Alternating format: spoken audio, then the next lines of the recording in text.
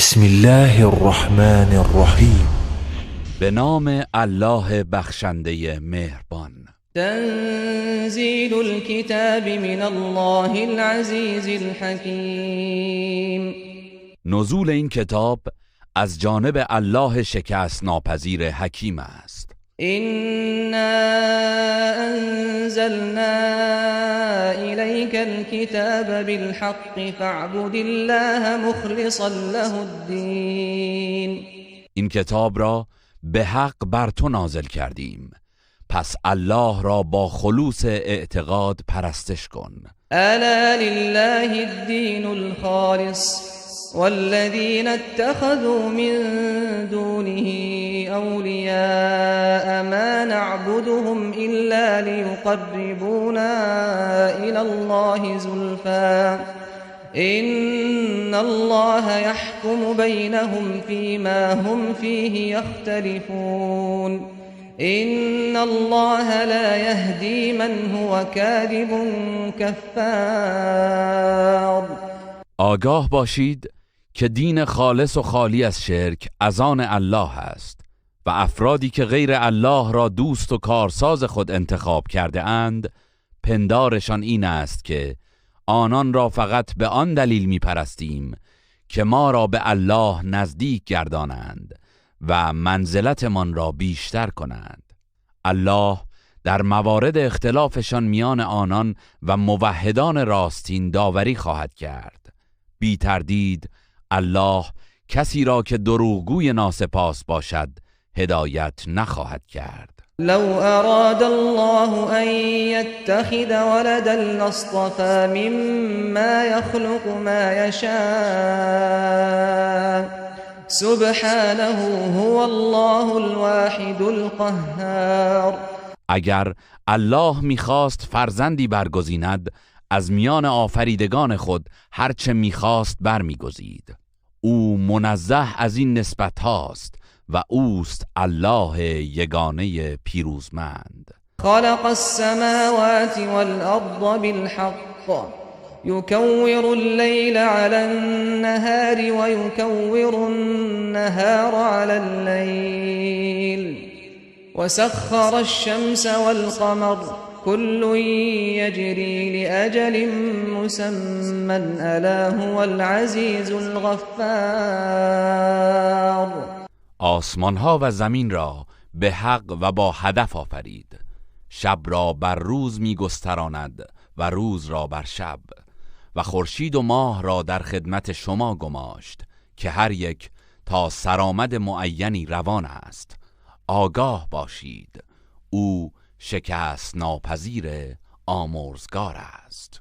خلقكم من نفس واحدة ثم جعل منها زوجها وأنزل لكم من الأنعام 8 أزواج يخلقكم في بطون أمهاتكم خلقا من بعد خلق في ظلمات 3 ذلكم الله ربكم له الملك لا إله إلا هو فأنا تصرفون. او شما را از یک تن آفرید، آنگاه همسرش را نیز از وی پدید آورد و برای استفاده شما 8 نوع از 4 پایان را آفرید. شما را در شکم مادرتان طی مراحل مختلف در نهانگاه‌های سگانه پرده مشیمه، رحم و شکم می آفریند. این است الله پروردگار شما که فرمان روایی خاص اوست. معبودی به حق جز او نیست، پس چگونه به بیراهه می روید؟ إن تكفروا فإن الله غني عنكم ولا يرضى لعباده الكفر وإن تشكروا يرضه لكم ولا تزر وازرة وزر أخرى ثم إلى ربكم مرجعكم فينبئكم بما كنتم تعملون إنه عليم بذات الصدور. اگر ناسپاسی کنید بدانید که الله از شما بی نیاز است و هرگز ناسپاسی بندگانش را نمیپسندد و اگر شکر او را به جای آورید این کار را برایتان میپسندد و هیچ گناهکاری بار گناه دیگر را بر دوش نمیکشد. پس بازگشتتان به سوی پروردگارتان است. آنگاه او شما را از آن چه انجام میدادید آگاه میکند. یقیناً او از راز دلها آگاه است. و اذا مس الانسان ضر دعا ربه منیبا الیه ثم اذا خوله نعمة منه نسي ما كان يدعو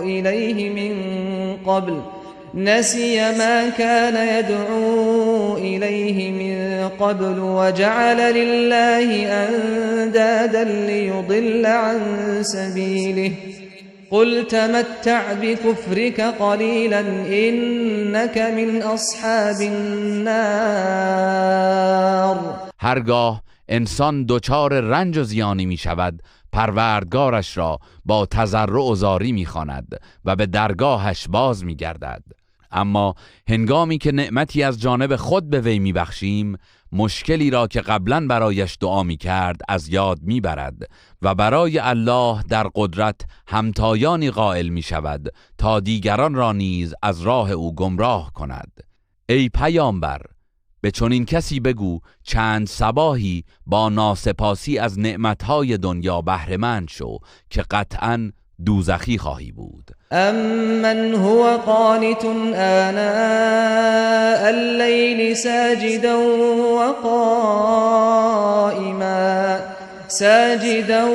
وقائما يحذر الآخرة ويرجو رحمة ربه قل هل يستوي الذين يعلمون والذين لا يعلمون انما يتذكر اولو الالباب. آیا چون این مشرکی بهتر است یا آن که در طول شب در حال سجده و قیام به عبادت مشغول است و از عذاب آخرت ترسان است و به رحمت پروردگارش امید دارد؟ بگو آیا کسانی که حق بندگی پروردگار را می‌دانند و کسانی که نمی‌دانند یکسانند؟ تنها خردمندان پند می‌پذیرند. قل يا عبادي الذين آمنوا اتقوا ربكم للذين أحسنوا في هذه الدنيا حسنة وأرض الله واسعة إنما يوفى الصابرون أجرهم بغير حساب. ای پیامبر بگو ای بندگان با ایمان من از پروردگارتان پروا کنید. افرادی که نیکویی می کنند علاوه بر آخرت در این دنیا نیز پاداش نیکو دارند. زمین الله گسترده است، پس اگر برای حفظ عقیده خود دچار مشکل شدید هجرت کنید. قطعاً پاداش پایداران کامل و بیدریغ عطا خواهد شد. قل إني أمرت أن أعبد الله مخلصا له الدين. بگو من مأمورم با خلوص اعتقاد الله را بپرستم. و امرت لأن أكون أول المسلمين. و مأمور شده ام نخستین کسی در این امت باشم که تسلیم محض در مقابل پروردگار است. قل إني أخاف إن عصيت ربي عذاب يوم عظيم. بگو اگر در برابر پروردگارم نافرمان باشم از عذاب روز بزرگ قیامت می ترسم. قل الله اعبد مخلصا له دینی.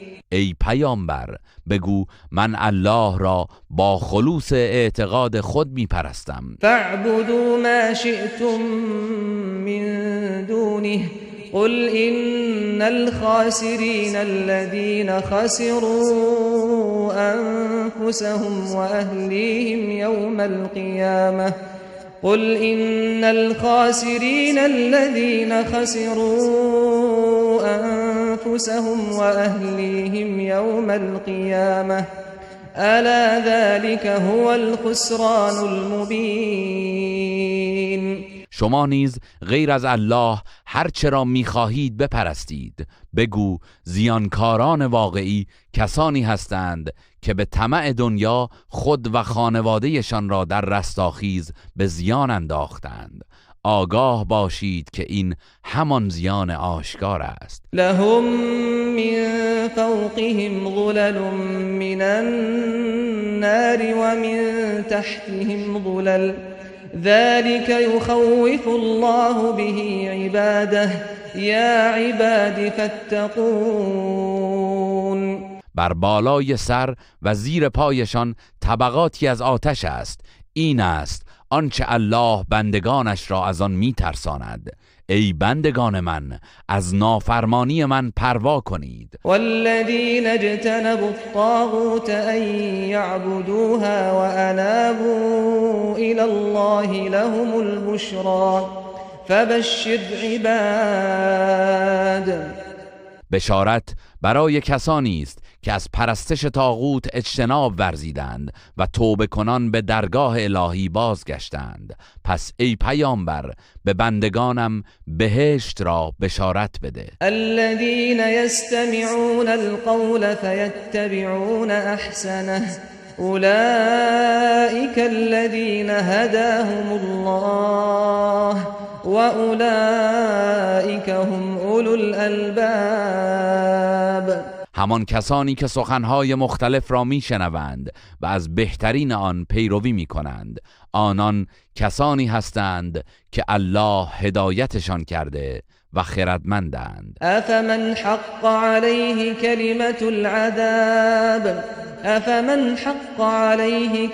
العذاب افأنت تنقذ من في النار. آیا کسی را که فرمان مجازات بر او قطعی شده است میتوان هدایت نمود؟ آیا تو میتوانی کسی را که در آتش است نجات دهی؟ لكن الذين اتقوا ربهم لهم غرف من فوقها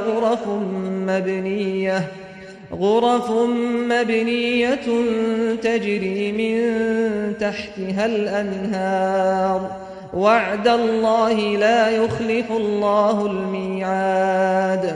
اما کسانی که از پروردگارشان پروا دارند در بهشت غرفه هایی دارند که بر فراز آنها غرفه های دیگر ساخته شده است و از زیر آنها جویبارها جاری است. الله به درستی وعده داده است و خلف وعده نمی کند.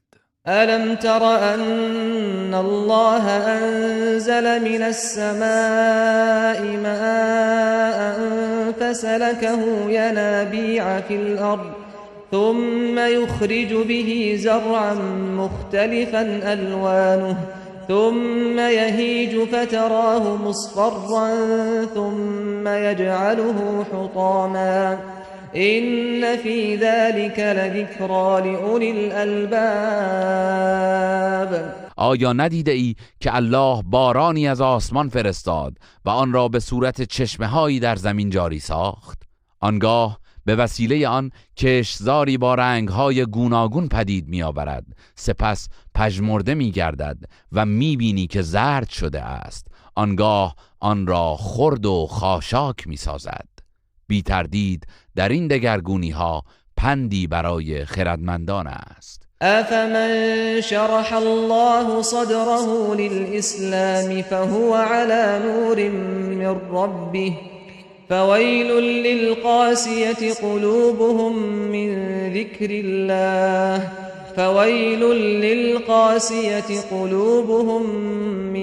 ذكر الله اولئك فی ضلال مبین. آیا کسی که الله دلش را پذیرای اسلام کرده و از جانب پروردگارش از نور هدایت و بصیرت برخوردار گشته همانند سخت دلان است؟ وای بر آنان در برابر ذکر الله سنگ دل شده‌اند، آنان در گمراهی آشکارند. الله نزل احسن الحديث كتابا متشابها مثانية تقشعر منه جلود الذين يخشون ربهم ثم تلين جلودهم وقلوبهم إلى ذكر الله ذلك هدى الله يهدي به من يشاء ومن يضلل الله فما له من هاد. الله بهترین سخن را به صورت کتابی نازل کرده که برخی از آیاتش همانند یکدیگر و برخی نیز مکرر است. کسانی که از مجازات پروردگارشان بیم دارند با شنیدن این آیات مو بر تنشان راست می شود و سپس دل و جانشان با یاد الله آرام می گیرد. این هدایت الله است که هر که را بخواهد به آن راه می نماید و هر که را الله گمراه سازد هیچ هدایتگری نخواهد داشت. افمن یتقی بوجهه سوء العذاب یوم القیامه وقیل للظالمین ذوقوا ما کنتم تکسبون. آیا کسی که در روز قیامت دستانش بسته است و ناچار با صورتش آن عذاب سخت را دفع می کند همچون کسی است که در آسایش بهشت قرار دارد؟ به ستمکاران مشرک گفته شود نتیجه دستاوردتان را بچشید. کذب الذین من قبلهم